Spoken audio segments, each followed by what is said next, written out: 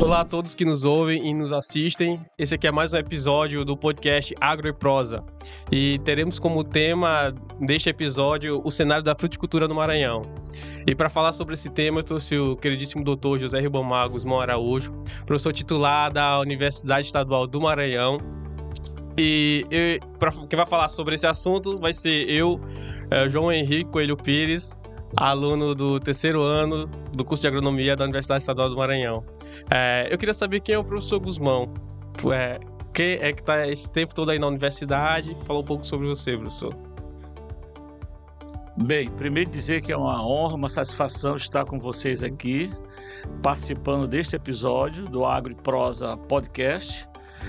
E, bem, eu sou o professor José Ribamar Guzmão Araújo. Eu sou natural aqui da Baixada Maranhense, município de Bequimão, filho de agricultor, e desde sempre me apaixonei pela natureza, pelas plantas, pela vida em geral.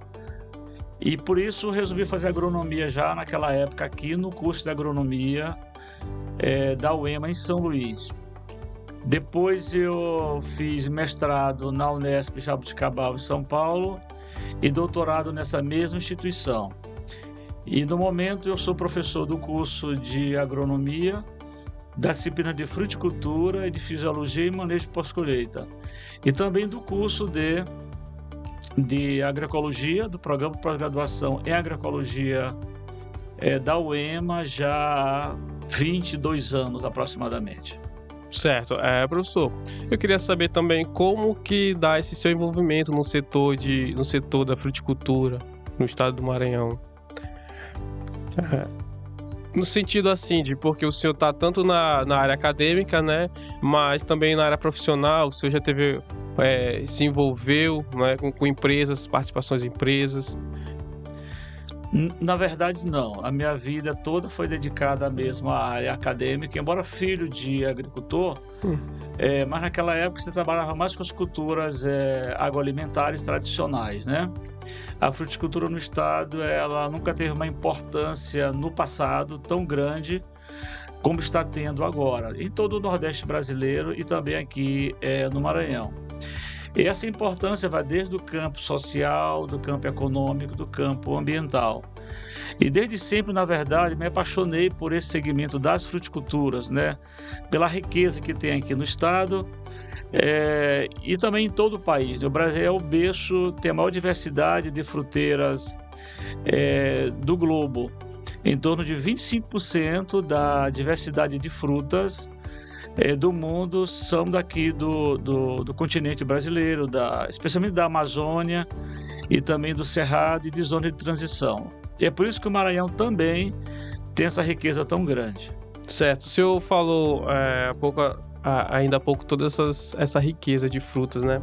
E a gente queria saber também como que tem esse destaque, né? Esse destaque do Maranhão e com suas principais culturas, o potencial de exploração de frutíferas nativas também, que a gente sabe que tem as frutas que são, né, comercializadas comumente, né, já há vários anos, mas também tem frutas nativas só do Maranhão.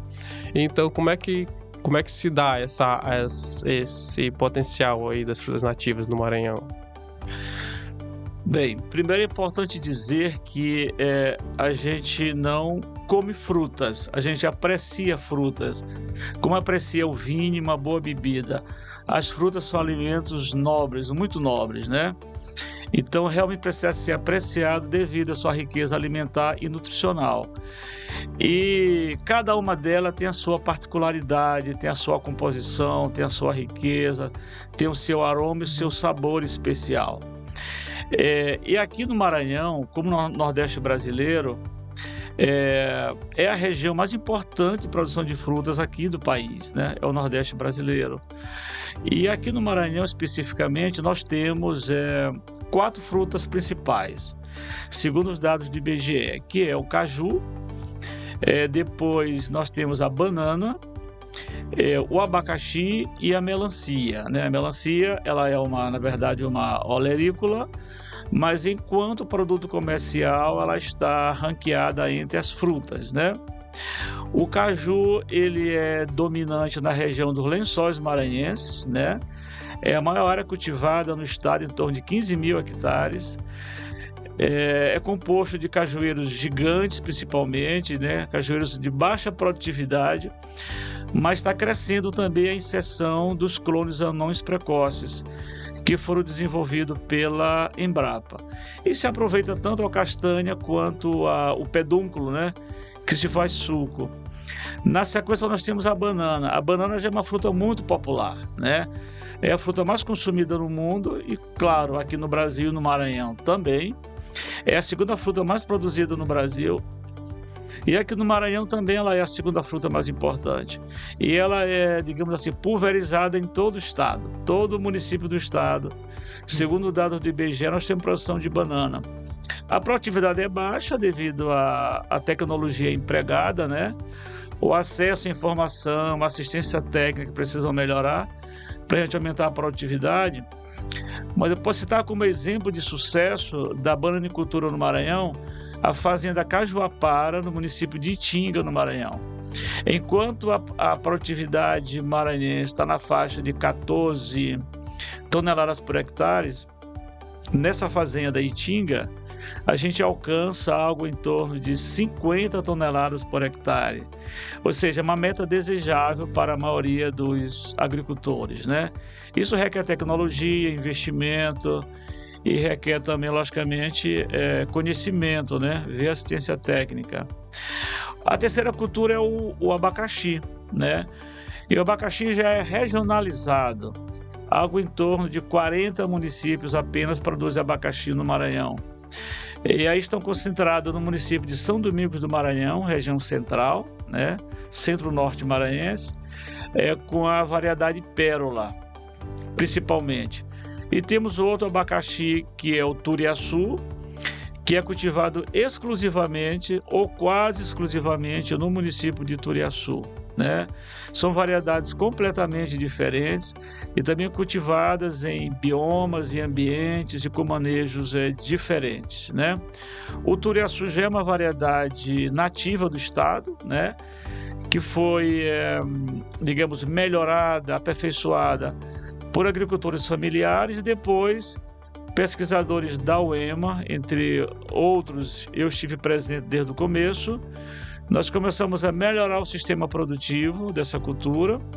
Hoje a produtividade é bem maior, nós conhecemos a qualidade desse produto que já era reconhecida pela sociedade em geral e tem tudo para crescer ainda mais. Uma quarta fruta, só para finalizar, as quatro mais importantes, é a melancia, né?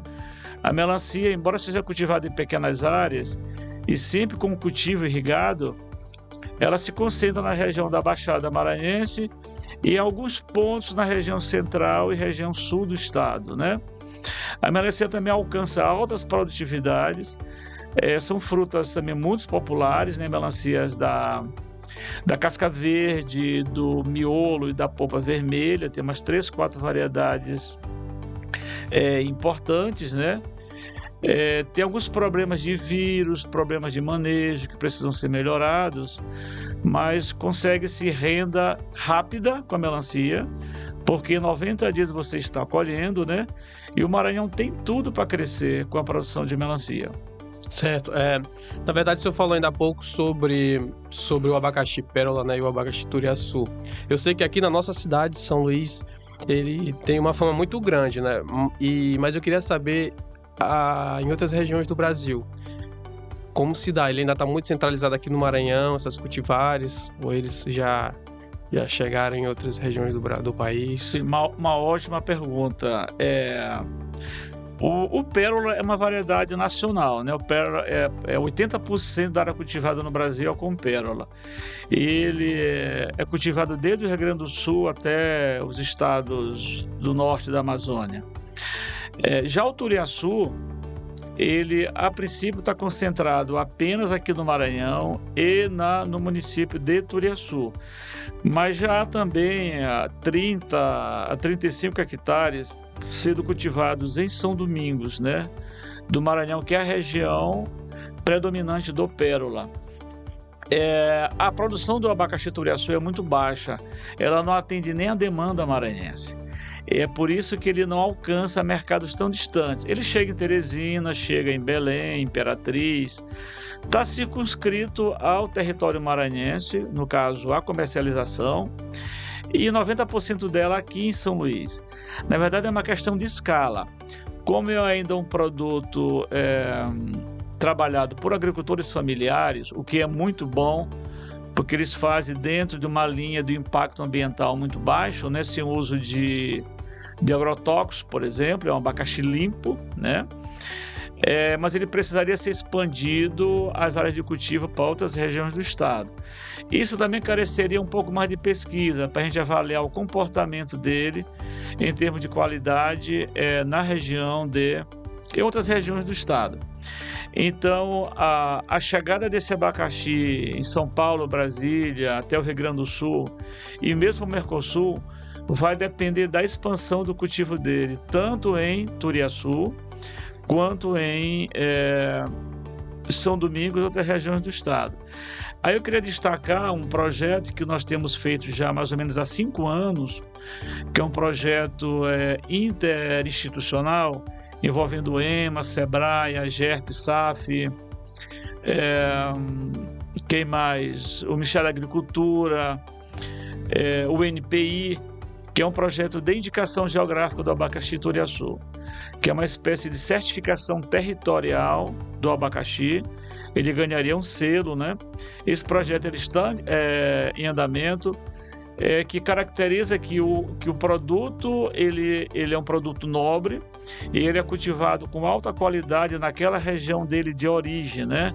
E que ele não teria a mesma qualidade cultivada fora daquela região, que é chamada de indicação geográfica por denominação de origem.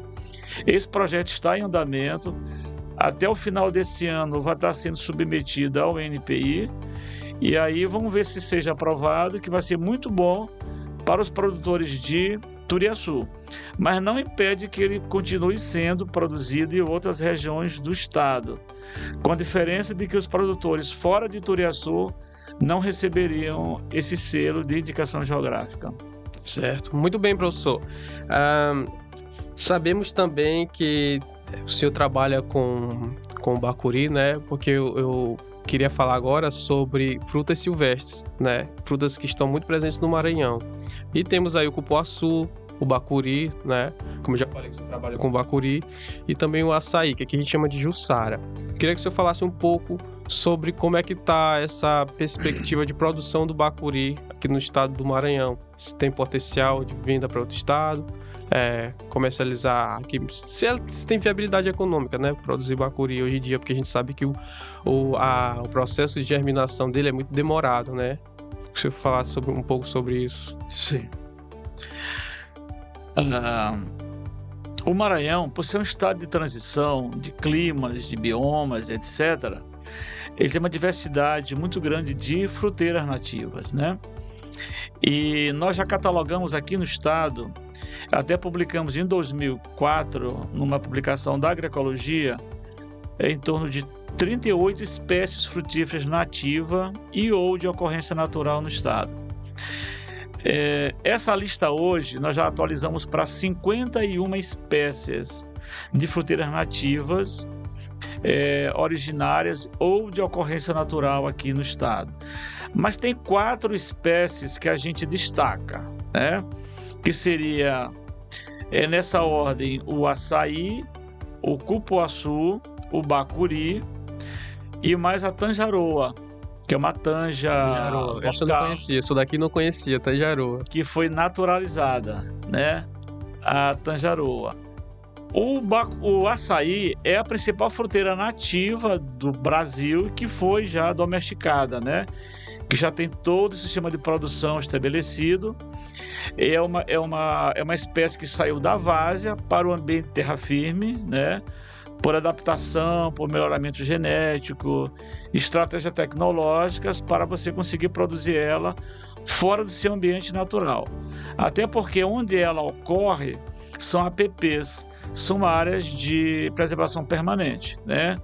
onde o manejo precisa ter autorização das secretarias municipais do meio ambiente, do estado e também do IBAMA, né? Que seria o açaí manejado. E a produtividade costuma ser baixa, né, no açaí manejado. Mas hoje o carro-chefe do açaí, tanto no Pará como no Maranhão e no estado do Amazonas, o Pará, o Amazonas e o Maranhão são os 3 maiores produtores de açaí do Brasil hoje. O Maranhão está muito bem pontuado no açaí, que para nós é Jussara, aqui no estado, mas tecnicamente a gente tem que usar o termo açaí, que é um termo indígena que já foi, padronizado, referenciado.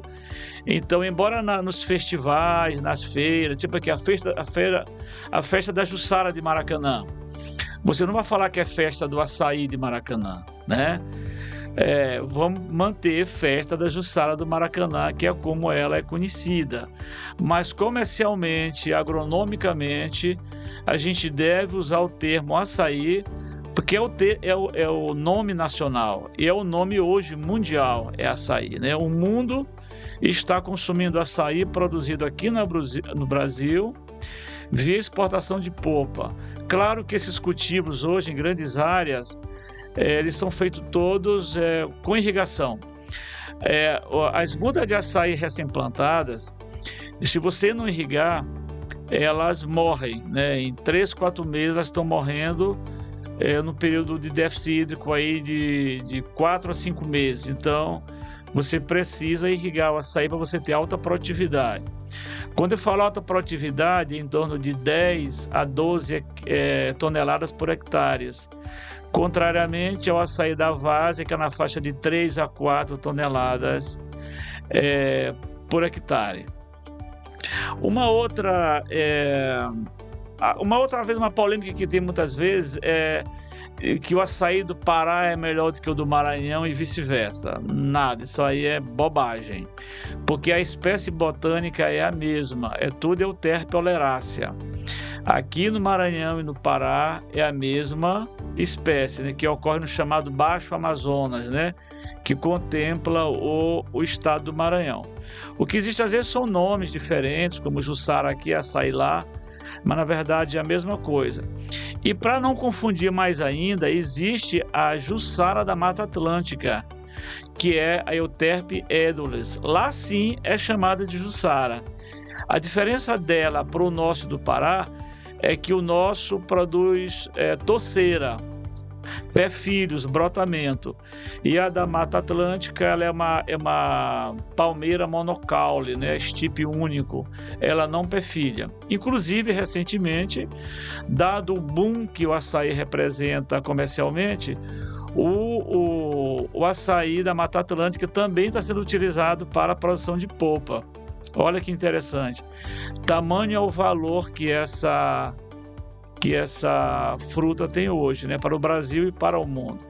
E o Maranhão ele já está exportando açaí para outros estados, né? A nossa produção está crescente em cultivos irrigados, né? E com uma tendência de crescimento muito grande nos próximos 10 anos, tanto para o Maranhão quanto para o Pará, como para o Brasil como um todo, porque o mercado ele continua inesgotável de açaí, há um grande apelo alimentar, né, devido à composição rica em ferro e antocianina, que é aquele pigmento que dá coloração escura, arroxeada ao açaí. Uma segunda cultura muito importante para o Maranhão e para o Pará é o cupuaçu. O cupuaçu também já foi domesticada, ela é mais utilizada em sistemas agroflorestais, né, combinada com o próprio açaí e outras culturas, porque ela precisa de um sombreamento, no início um sombreamento provisório e depois um sombreamento definitivo, igual o cacau. É um sistema de manejo muito parecido com o cacau. Uma polpa muito valiosa. Além da polpa, as sementes também são utilizadas para fazer o cupulate. A exemplo das amêndoas do cupulate. Eu não sabe, você que de casa não sabe o que é o cupulate, o professor vai explicar. O cupulate. Pronto, temos chocolate que é obtido a partir das sementes, né, fermentadas e secas do cacau, né? E o cupulate é a mesma coisa, só que é feito com as sementes do cupuaçu. O cupuaçu tem uma faixa de 40 a 50 sementes grandes, bem maiores do que o do cacau, né? É um produto especial, tem um sabor muito bom também, né? E é mais uma opção para quem cultiva o cupuaçu. Uma terceira espécie, essa sim muito, muito importante para o Maranhão, não só para o Pará, é o bacuri. Com a diferença de que o bacuri é uma planta em processo de domesticação. Ainda precisam muitas pesquisas, né? Precisa muitos avanços para a gente domar essa fera. O bacuri, na verdade, é uma fera. Toda a produção do bacuri, ela é extrativa, não há um cultivo comercial em nenhum lugar do Brasil com o bacuri. É toda a obtenção de fruta de floresta. Tem uma polpa muito valiosa, muito especial também, com aromas únicos. E a gente precisa se debruçar com vários colegas pesquisadores, estudantes, entidades, né, instituições, para a gente avançar mais rápido com o bacuri, porque ela tem um ciclo muito longo. Um pé de bacuri, uma muda de bacuri de semente, demora de 12 a 15 anos para produzir. Mas nós estamos trabalhando aqui na UEMA com estratégias de manejo da cultura para que a gente antecipe essa produção para 3 ou 4 anos, né? Temos pesquisa em andamento que infelizmente não vai dar para detalhar aqui no podcast, mas a gente pode trabalhar isso num outro momento. Mas o recado fica que precisamos unir esforços para resgatar o nosso bacuri e colocá-lo no mercado de todo o Brasil, como foi feito, está sendo feito para o açaí e o cupuaçu. Uma quarta espécie muito importante é a tangeroa, que é uma tangerina nossa local. É uma tangerina naturalizada.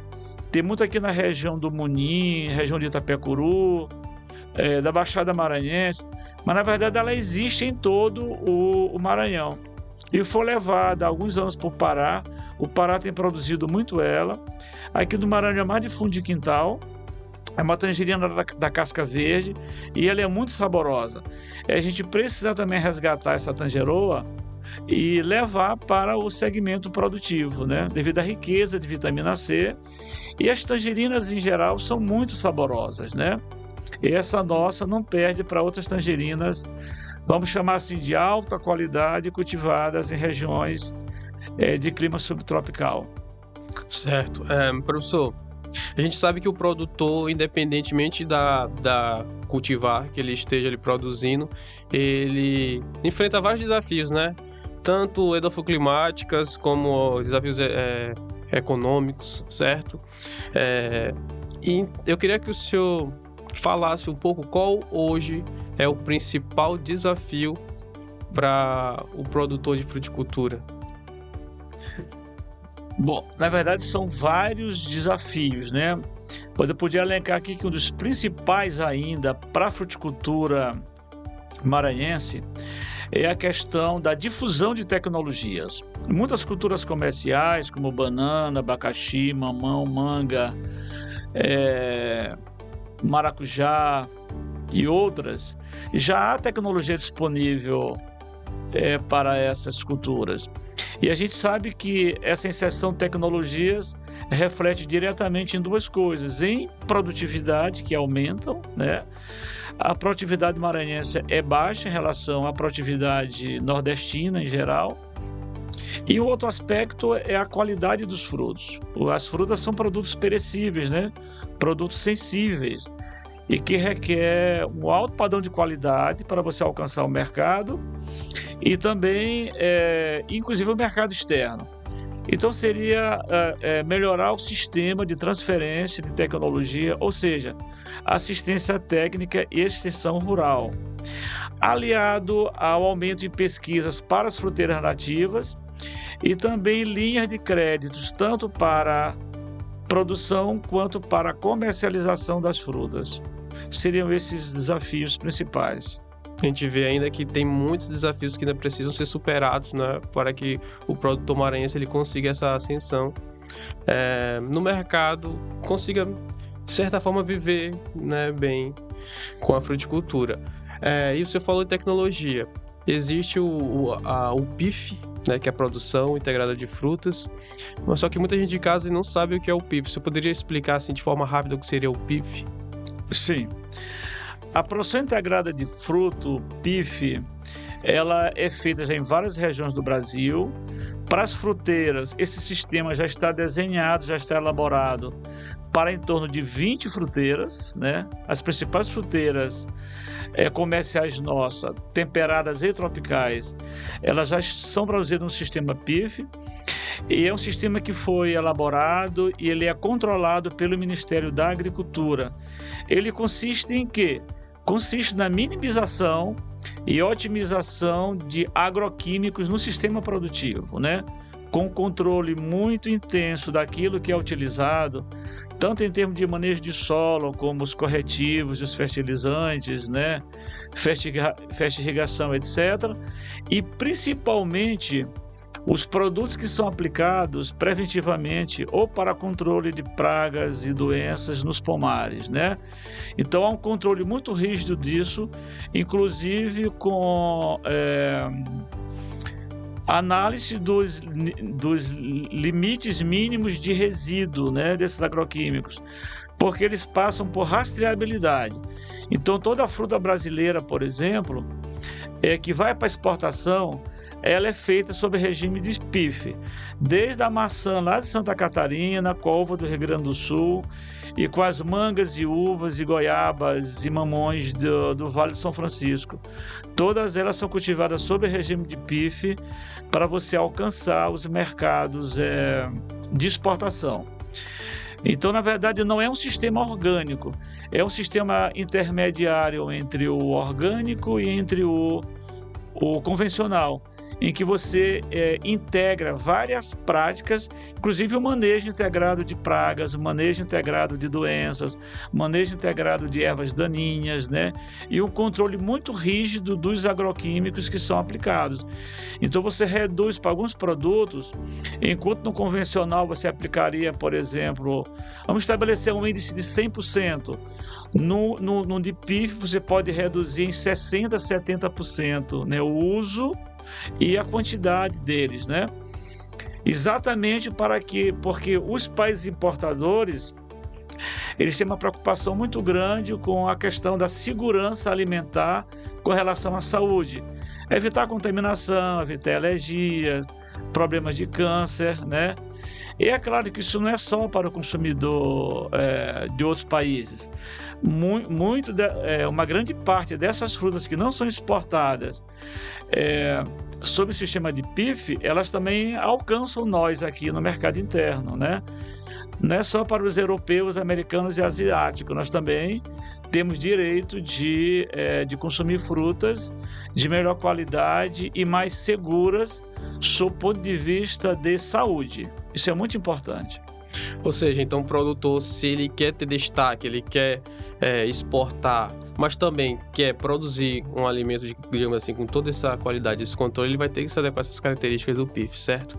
Claro. Professor, terminando aqui o nosso episódio de hoje, no começo do ano teve um grande evento que foi a Feira Internacional de Frutas, né, no estado de São Paulo. Não sei se o senhor ficou sabendo sobre esse evento. E um mês depois, o governo do estado do Maranhão ele lançou um plano, né, que é o Plano de Desenvolvimento de Fruticultura, né, no estado. O que é que o senhor tem que falar um pouquinho sobre isso, para não correr o nosso tempo, está chegando no final?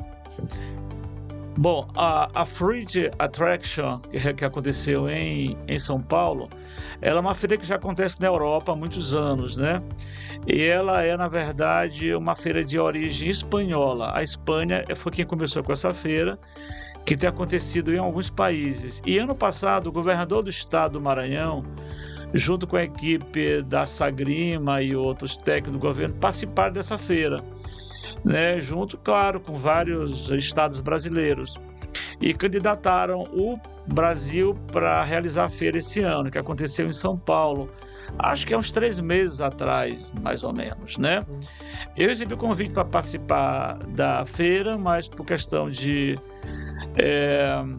agenda não pude estar presente, né? E o objetivo dela, na verdade, é apresentar o potencial que os estados têm, né? Os estados brasileiros têm com relação à fruticultura, para atrair investimentos, né? Atrair novos investidores que queiram produzir frutas aqui no estado do Maranhão. E aí foi apresentado lá por colegas do Maranhão esse nosso potencial com relação, por exemplo, ao abacaxi turiaçu, ao açaí, ao bacuri, né, e outros produtos nossos aqui do estado. E casado com essa feira, para você atrair investimento e aumentar e expandir a nossa área cultivada e produzir frutas com alta qualidade, é importante que o estado se prepare para isso, né? Sob o ponto de vista de ter uma organização do setor aqui no estado, né? Que ainda é muito desorganizado. E em vista disso foi elaborado um plano de desenvolvimento da fruticultura no Maranhão, né? Um plano onde foi elaborado todo um diagnóstico da cadeia produtiva de frutas do estado, foi feito isso por cada fruta, e depois desenhados estratégias, né? Sob o ponto de vista de pesquisa, de extensão, de investimento, de regionalização das frutas. Essa é uma coisa muito importante, né?